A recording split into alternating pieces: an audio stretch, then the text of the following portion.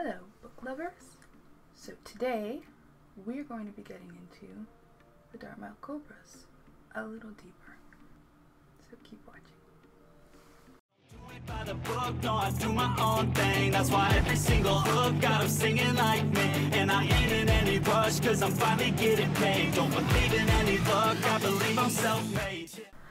A lot of you have been asking for character-specific videos, so I decided to try that out, and my discussion group voted, and I was thinking maybe Sloan would win, Pichler, Dominic. There were a few people that I had in mind that would be top runners, but surprisingly, it was Dean Richter. Maybe not that surprisingly, because he does have that kind of presence that just makes you want to get a little closer. I'm not sure how close you'll be able to get with him, but this video is going to be entirely about him, and I hope you enjoy it. I don't think I do it good, no, I think I do it great. They would do it if they could, they can't do it so they hate. Everybody wanna look, but nobody wanna play. A lot of the times when we start talking about characters, we wonder, what's the inspiration? I don't actually have inspiration for all the characters, and usually they develop from what I thought they would be or who made me think of them and become just completely different. They come into my mind already having their own experiences, their own way of thinking, and I'm getting to know them as I'm writing the books. But sometimes I'll see somebody, and this is actually a good tip to keep in mind for writing, but I'll see a little video like this. Understand your frustration. There are some things that we cannot control. Take some time off. And after seeing a few of those scenes, and I know the actor is problematic and there are a lot of issues, but I didn't know about that at the time. And just the character on the show, his commanding voice, the way he interacted with people, the calm, steady presence that he could have under pressure made me think of Dean a lot. So that would be the closest I would get to inspiration. After he met Silver, he was just very direct about what he wanted and where he was going, and I was a good girl and I followed. Another question I've had about Dean is his relationship with Silver, which was really cool how it developed, because I knew Silver was going to try and take over and manage the team. She's not exactly the ideal person for the job, but Dean is, and he knows he is. There's no lack of confidence with that man. Having a 22-year-old girl trying to tell him how to do his job, yeah, that was never going to go over well. And the attraction between them conflicting with how determined both of them were to do their jobs well was interesting to kind of juggle. And even now you can see they've got very different personalities, but they kind of complete that missing side of one another. Dean gives Silver that sense of stability, and you know, when she's ready to go wild, he pulls her back a little bit, and Silver gives him that sense of letting go and having fun and being young again. And it turned out to be a very good balance between them, but it wasn't complete until you had Landon. Landon has a nice mentality of being kind of in between them both. He's still a very strong dom, but he's more playful, he's younger, he's just got this view of life which is so precious. With what happened to him in his past, he never takes anything for granted. So he forces both of them to kind of take a step back sometimes when something might seem like there would be no compromise. He shows them why they should, and the three of them just fit so well. So I went a little beyond that question.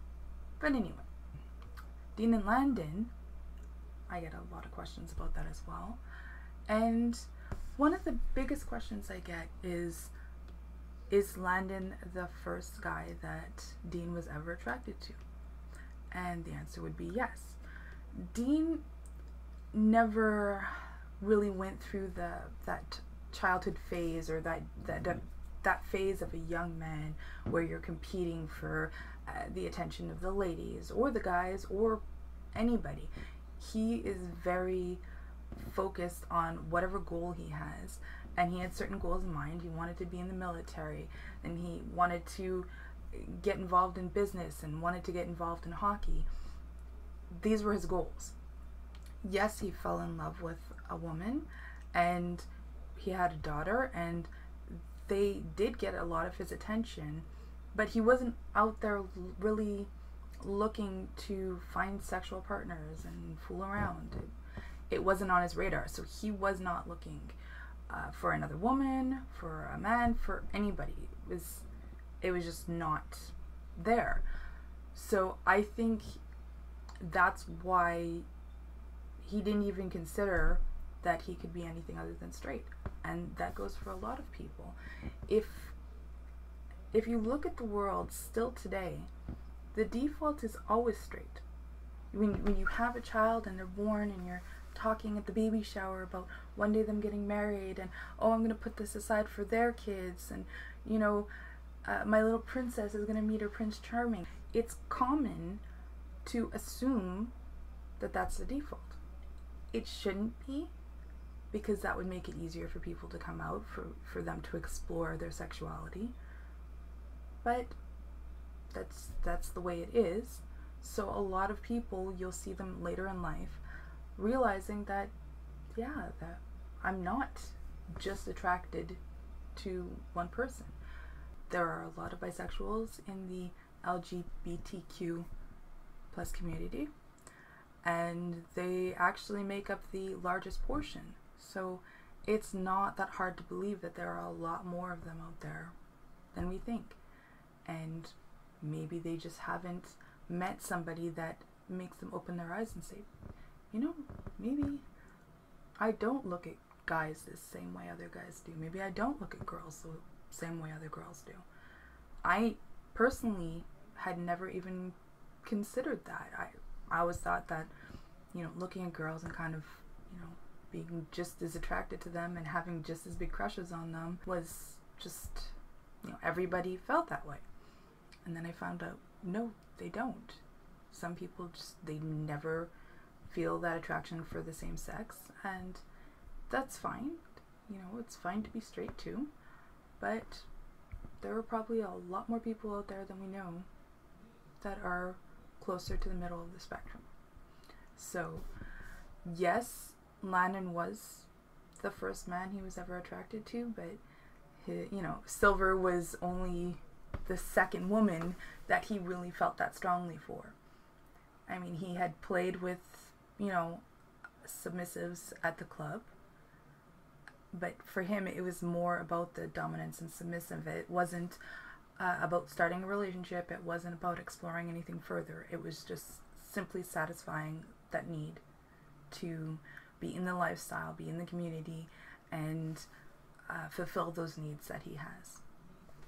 And now he has two people that do it very well. Alright, so somebody asked how many siblings Dean has. He is one of 10 siblings. There's his 3 older sisters. He has 2 younger sisters. He has 3 brothers. My math is not great, so some of that might not be adding up. And the 3 brothers don't include Tim. Yeah, I know he has 10 siblings. I honestly never really went into too much of learning details about them. It wasn't relevant. If he had more contact with any of them, then yeah, I would look into it. But at this point, it wasn't part of the story. Also, he has in his relationship with his parents, he has his mother, his father, Tim's father, Tim's father's wife, and there are 2 other women who have also had some of his siblings who are in the poly household that his mother runs. So a little bit of details about that. He's pretty close to all of his parents, but he's closest to his mother, his father, and Tim's father. There was a kind of a little unit within a unit with that family because of the age difference of some of the kids, the professions of the parents. They don't all, it's not like some kind of compound where they're just there all the time. They all have their own things going on. So during the time when he was growing up, his mother, Dean's father, and Tim's father were the ones who spent the most time together, and she is the one with the relationship with the 2 other women. She is very openly bisexual. So it's kind of funny that he wouldn't have considered it was a possibility, but I think that sometimes family influence only goes so far. If you're with your family every evening, but you're at school the majority of your day and you're out with your friends the majority of your day, where's the influence going to come from? When you're watching TV and you see all the same thing, I don't know. I think that has a huge impact on what we consider the default, and for him it was no exception. So Dean's relationship with Jamie's mother, they were in their late teens when they met. They had the kind of normal relationship. As things started developing, it wasn't working out. She was young and didn't want a serious life, didn't really want to be in the lifestyle. She didn't really want to be a mother. She wasn't ready. She thought she was, and then turned out that she wasn't. And Dean was an amazing father, so more and more often she would leave him with Jamie, and she grew more and more distant until she just wasn't there anymore. Her life has changed, but she just is not that attached to Jamie, which is sad, but that's how that went down. There's not really much to talk about with their relationship. It was a relationship between 2 young people who were going in 2 very different directions. They tried to make it work for their kid, and well, it doesn't always work out that way. So that's pretty much all there is to that. And the last thing that I've been asked, because I don't want to make this an incredibly long video, is how does Dean feel about Jamie calling Silver mom, even though their ages are very close together? It doesn't bother him. I think the fact that Silver is taking on that role and that Jamie initiated it on her own and was comfortable with this, and this was what she wanted, he kind of lets them have their own relationship, their own interactions. And if his daughter's happy and if she feels like she has someone taking that role in her life when she didn't for so long, I think he's happy for her, and that's all he ever wants. He wants his baby girl to be happy. So that's all I can think of for the moment. I've been asked lots and lots of questions, and it would be a longer video, but let's try not to make it so. But if you have any more questions that you'd like me to answer, I will answer them in the comments. Also, I did a contest in my discussion group for people to ask questions about Dean, so I could choose a bunch of them and answer them here. And 3 winners are going to be getting pop sockets like this, which will be soon available in my Etsy store. I will be showing them off as soon as I get them because I'm really excited to get mine. And the winners are Heidi Heiss, Kelly Fulger, and Avita Perez.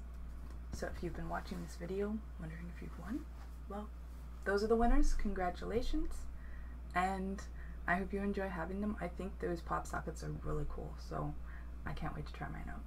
I will be doing more contests here.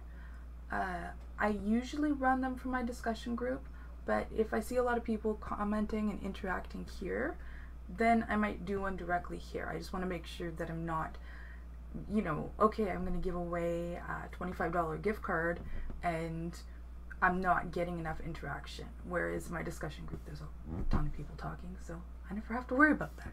So if you'd be interested in me doing something more directly here, let me know. Let me know what you thought of this video in the comments, of course. I'm going to try to get back on my regular schedule as soon as possible. It's just with some of the last few videos, there was more work that went into them. So I kind of had to slow down and push things off a little bit just to get back on schedule with my writing and everything else that I am doing. So I hope everyone's okay with that. And oh yeah, like, subscribe, ring that little bell, and I will see you next time.